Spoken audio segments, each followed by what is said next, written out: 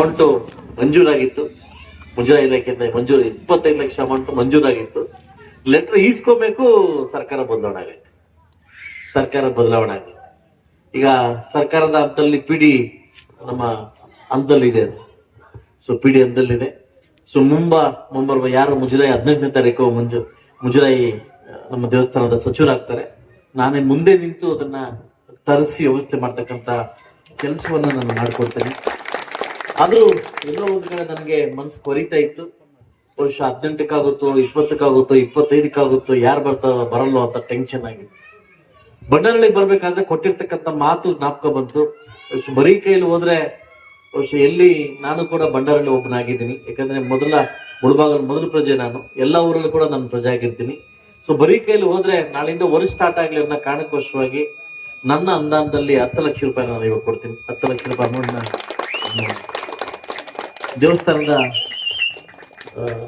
ಯಾಕಂದ್ರೆ ಸರ್ಕಾರ ನಮ್ಮಂಗಿಲ್ಲ, ಯಾವಾಗ ಬರುತ್ತೋ ಯಾವಾಗ ಹೋಗುತ್ತೋ ಗೊತ್ತಿಲ್ಲ, ಯಾವಾಗ ಇಲಾಖೆಯಿಂದ ಬರ್ತಾರಂತ ಗೊತ್ತಿಲ್ಲ.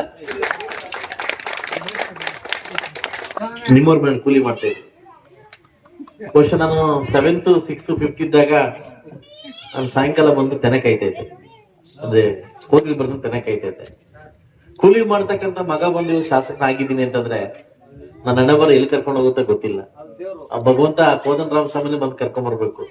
ಇವತ್ತು ಬೆಳಗ್ಗೆ ನಾನು ತೀರ್ಮಾನ ಮಾಡಿದೆ, ನಾನು ಬರೀ ಕೈಲಿ ಊರ್ಗ್ ಹೋಗೋದು ಹೆಂಗೆ, ನಾನು ಕೊಟ್ಟ ಮಾತು ಯಾವತ್ತು ನಾನು ತಪ್ಪಿಲ್ಲ. ಮುಳಬಾಗಲ್ ತಾಲೂಕಲ್ಲಿ ಯಾವ ಊರಿಗಾದ್ರೂ ಕೊಟ್ಟಿರ್ತಕ್ಕಂಥ ಮಾತು ತಪ್ಪಿದ್ರೆ ನಾನು ನಿಲ್ಸಿ ಕೇಳ್ಬೋದು. ನಾನು ನಿನ್ ಮಾತು ಕೊಟ್ಟಿದ್ಯಾ, ಮಾತು ನಡ್ಕಲ್ಲ. ನನ್ನ ಹಣೆಬರ ಸರ್ಕಾರ ಇಲ್ಲ ಅಷ್ಟೇ, ಹಣೆಬರ ಸರ್ಕಾರ ಇಲ್ಲ.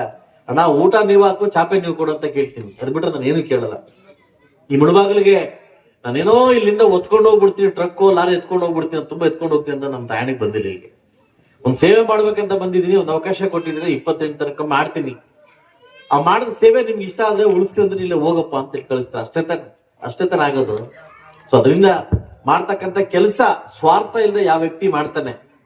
ಮಗನ ಸ್ಕೂಲ್ ಕಳಿಸ್ಬಿಟ್ಟು ನಾನು ಬುಕ್ ಕೊಟ್ಟೆ, ನಾನು ಪೆನ್ ಕೊಟ್ಟೆ, ನನ್ನ ಬಟ್ಟೆ ಕೊಟ್ಟೆ ಬರ್ಕೊಟ್ರೆ ಅವ್ನ ತಂದೆ ಅಲ್ಲ, ಕಮರ್ಷಿಯಲ್ ತಂದೆ. ಯಾವ ಮಕ್ಕಳು ಯಾವ ಉದ್ದೇಶದಿಂದ ನಾವು ಮುಂದೆ ಕಳಿಸ್ತೀವಿ, ಮಕ್ಕಳು ಏನಾಗ್ತಾರಂತ ಗೊತ್ತಿಲ್ಲ ನಮ್ಗೆ, ಅದಲ್ಲ ಅವ್ರು ಏನಾಗ್ತಾರಂತ ಗೊತ್ತಿಲ್ಲ. ಬಟ್ ಈ ಪ್ರಪಂಚದಲ್ಲಿ ಕೆಟ್ಟ ಮಕ್ಕಳು ನೋಡಿದ್ವಿ, ಕೆಟ್ಟ ತಂದೆ ತಾಯಿನ ಯಾವತ್ತೂ ನಾವು ನೋಡಿಲ್ಲ, ಕೆಟ್ಟ ತಂದೆ ತಾಯಿಗಳನ್ನ ಯಾವತ್ತೂ ನೋಡಿಲ್ಲ. ಸೊ ಅದರಿಂದ ನಾನು ಹೇಳೋದು, ಆ ಮಕ್ಕಳನ್ನ ನಾವು ಬೆಳೆಸೋ ರೀತಿ ನಮ್ಗೆ ಒಳ್ಳೇದಾಗಿರ್ಬೇಕು. ಸೊ ಮುಂದಿನ ದಿವಸ ಬಂಡನಹಳ್ಳಿಗೆ ಇನ್ನೂ ಸಾಧ್ಯವಾದಷ್ಟು ಅನುದಾನವನ್ನ, ವರ್ಕ್ಗಳನ್ನ ಹಾಕೊಡ್ಲಿಕ್ಕೆ ನಾನು ಸದಾ ಪ್ರಯತ್ನ ಮಾಡ್ತೇನೆ ಅಂತ ಹೇಳ್ತಾ, ಅವಕಾಶ ಕೊಟ್ಟಿದ್ದಕ್ಕೆ ಎಲ್ಲ ನನ್ನ ತಂದೆ ತಾಯಿಗೆ ಅನ್ಸುತ್ತಾ ಆದಷ್ಟು ಬೇಗ ದೇವಸ್ಥಾನ ಕಟ್ಟಿ ದೇವಸ್ಥಾನ ಪೂಜೆಗೆ ಬಂದು ಹೋಗ್ತೀನಿ ಅಂತ ಹೇಳ್ತಾ ಅವಕಾಶ ಕೊಡ್ತೀನಿ. ನಿಮ್ಮೆಲ್ಲರಿಗೂ ಒಂದು ಮಾತು